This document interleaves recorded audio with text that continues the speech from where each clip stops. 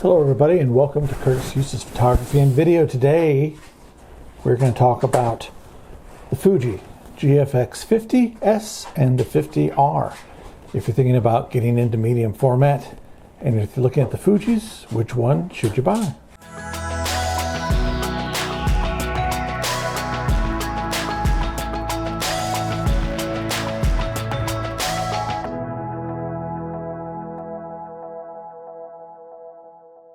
Hello everybody and welcome to Curtis Eustace Photography and Video, where we're just not camera owners, we're photographers.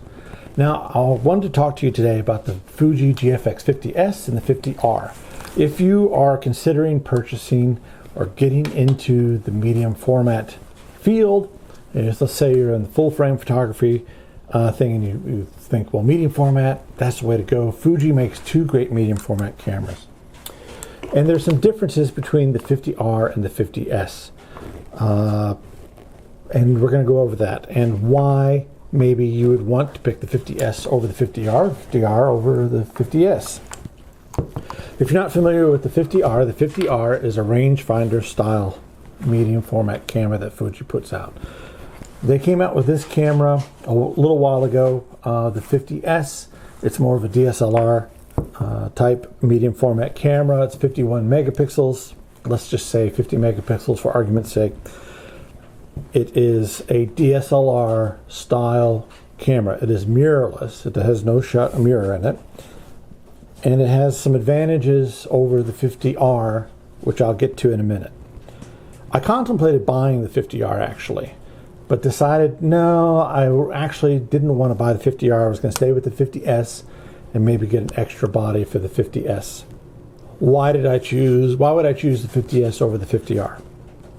For me, it's all about personal preferences. You may want the 50R, a rangefinder type. It depends on your photography style, what you're doing with it, what you want to do with it. The images that you're going to get out of the 50s and the 50R should be identical. It's got the exact same sensor in this camera as the 50R has. So you're not talking about really the difference in picture quality because it takes the same lenses, same sensor, same everything really. For the most part, it's just a difference in ergonomics.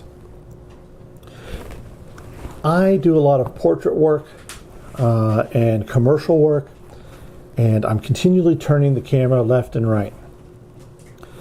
So one of the important things that I wanted was the ability to be able to grip the camera in the vertical position and have the same functionality and controls that I have on the top of the camera and not have to bring my hand over the top of the camera. This is a large camera. It is a mirrorless medium format, but it is still a large camera. And so having this grip on this side to be able to grip it, which I can't do too well since I had some hand surgery done a couple weeks ago. But it's got the same controls on the grip for the vertical as it does for the horizontal. That's important to me. Second thing is I put on this Really Right Stuff angle bracket, which takes Arca Swiss. Since all my tripods, for the most part, I do have a couple that don't have Arca Swiss, but for the most part, all my connections on all my tripods are Arca Swiss. And this enables me to go from a horizontal position to a vertical position very quickly and easily with this Arca Swiss adapter plate, L plate. So there are a couple differences between the 50R and the 50s. And to me, it was negligible. The 50R has Bluetooth connection in it. The 50s only has a Wi-Fi connection in it. I'm really not too sure what exactly the Bluetooth does in the 50R. Maybe it helps you set up the Wi-Fi connection. Perhaps it does geotagging. I'm not quite sure, but it really wasn't that big of a deal. I shoot a lot of studio work where I'm tethered. The 50s came with this tether adapter to keep your cables from jerking out, which is important, and it screws onto the side of the camera here. I take this bracket off and then I put this on, and it keeps me from jerking. It's like a jerk stopper. This is actually a jerk stopper from Jerk Stopper, but I actually prefer using the Fuji version more than the jerk stopper. So that's an advantage to me, is I can tether with the jerk stopper. I'm in the studio, I do a lot of studio work. To me, the ergonomics as far as gripping the camera and holding the camera, having this deep part where I can wrap my fingers around it and really hold it, are important to me. You don't get that with the 50R. The 50R is actually a little bit bigger than the 50S in that it is wider. So this camera, you know, it comes out wider than this camera here. How much wider, I'm not quite sure. You'd have to look at the specs and see, but it's not as compact this way as the 50S. The 50S is adaptable. I can put on the battery grip, so this enables me to have two batteries. I can plug in an AC power adapter here, and I can plug in AC in the side here. The 50S has all the dials and functions on it. The back does stick out a little bit. If I want to, I can actually put on a viewfinder that will enable me to tilt it. I can remove the viewfinder. So when I travel, I can take this off and put it in my bag, and then it lowers the form factor of it. I can put on an adapter which will enable me to raise and lower the viewfinder. So if I'm shooting low, I don't have to use a screen. It's bright out. Maybe I want to use the viewfinder. I can sit there and look through the viewfinder and not have to worry about squinting or trying to see the actual screen in the back. The screen is the same on the 50S as it is the 50R. Basically, I can rotate it, I can tilt it, but that's really all I can do. Okay, it's not a fully articulated screen like you would find in a Lumix or something like that. So if you're actually making the jump from full frame to medium format, someone asked me if they should get rid of their full frame camera, and I would say no. The Fuji is a very specific use. It only shoots 3 frames per second. It's not good. I wouldn't use it for sports. I might use it for wildlife, but again, you're not going to have the lens range that you would with a full frame DSLR, or even that matter APS-C DSLR or mirrorless camera.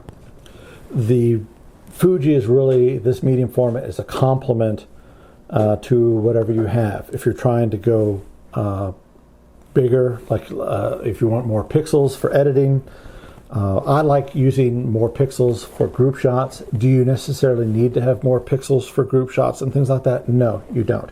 You can get beautiful images out of a 20 megapixel camera as you can this 50 megapixel camera. Medium format has some advantages with the pixel size, image quality, your quality of color depth and things like that are usually greater on a medium format. The medium format lenses are, I think, beautiful lenses. This 63 millimeter lens, this is what they would consider a normal lens for a Fuji medium format camera, is one of the sharpest lenses I've ever seen. I also have the 120 millimeter lens, and it's just absolutely gorgeous for portraiture and things like that. So if you're trying to go, let's get back to what I was talking about. I got sidetracked. If you're trying to decide between the 50S and the 50R, best thing you can do is actually go in and go to a camera shop that actually sells Fuji and maybe has them on display and hold them and see which one you like better. I've seen some stories where people have got the 50R, the rangefinder style camera, and they just didn't like it compared to the 50S. Then I've seen people who like the 50R over the 50S. Remember, your picture quality is going to be the same in the 50R as it will be in the 50S. There should be no difference in picture quality. The lenses are the same, the sensor's the same. Everything's the same internally, except for maybe Bluetooth and maybe your view, percentage of view in the viewfinder.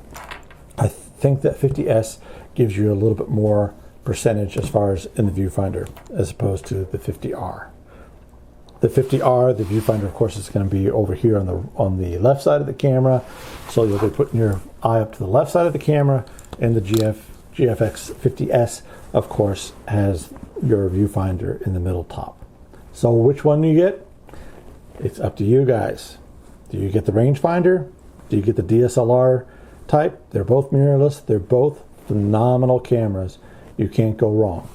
If you're making the jump from full frame to medium format, just remember, as your pixels go up, and this is the same with your Sonys and your 50 megapixel Canons and things like that, the more pixels you have, the more you'll see where you make your mistakes. So if you have a problem with motion blur, camera shake, things like that, it will be more pronounced as you get more pixels. So just keep that in mind. You can get beautiful images just about out of any modern camera today. Anyway, but if you're thinking about the 50S or the 50R, again, ergonomics are really the only differences between the two. I like this with the battery grip. I get 2 batteries in here that last forever. I can put my Really Right Stuff L grip on here, so I can transfer to on my tripod when I'm taking photographs. It just, to me, the ergonomics were better than the 50R, and that's all it was. And would I get, if I were to get another one, I'd get another 50S. Good thing about the 50S is you can usually find them used for the same price as you would get the 50R. So keep that in mind too. Since the 50S has been out for a little while, you can get them on the market for about $4,500 used, the body without a lens. The price of the 50R with the lens, the special over Christmas, was just shy of $5,000 at $4,900 for the body and a 63mm lens. So price might be a determination too. So good luck. You cannot go wrong with the 50S or the 50R for picture quality. It's just absolutely phenomenal. I wish you luck, and if you haven't subscribed, please subscribe.